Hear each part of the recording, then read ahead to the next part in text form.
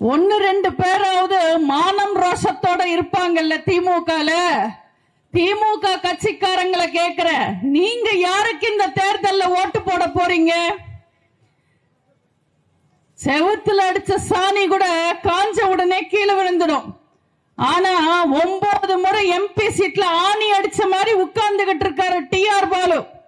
அந்த டிஆர் பாலு கிட்ட போய் ராஜாக்கு ஏன் சீட்டு கொடுக்கல அப்படின்னு ராஜா ஆதரவாளர்கள் கேட்டா, ஏன் 2-3 முறை இருந்துட்டாங்கல்ல, அதுக்கப்புறம் என்னன்னு நக்கலா கேவலப்படுத்தி அவமானப்படுத்திருக்காரு.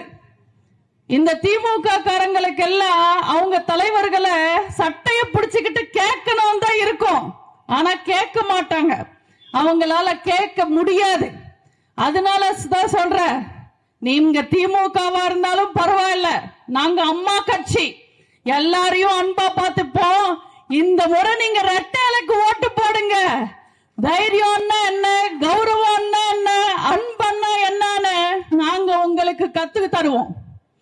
பொதுவா திமுக 5 வருஷம் ஆட்சியை முடிக்கும் போது பொதுமக்கள் திமுக மேல கடுப்பாகிறது, வெறுப்பாகிறது வழக்கம், வரலாறு. ஆனா இந்த முறை திமுக 5 வருஷம் ஆட்சி முடிக்கும் போது திமுக காரங்களே கடுப்பா இருக்காங்க.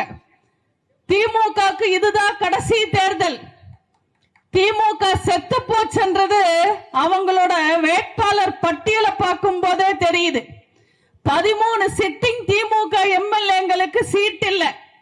ஆனா அதிமுக இருந்து வந்தவங்களுக்கு 19 பேருக்கு சீட்டு கொடுத்திருக்காங்க.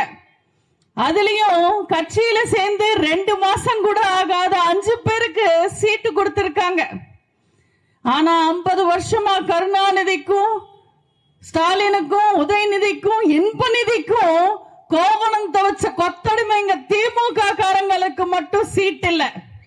10 ரூபாய் பேட்டரியில கூட பிளஸ் மைனஸ் 2 இருக்கும். ஆனா கருணாநிதி குடும்பத்தை நம்பி வாழ்ந்த திமுக காரங்க வாழ்க்கையில மைனஸ் மட்டும்தான் இருக்கு. கருணாநிதி குடும்பத்துக்கு அதுதான் பிளஸ்.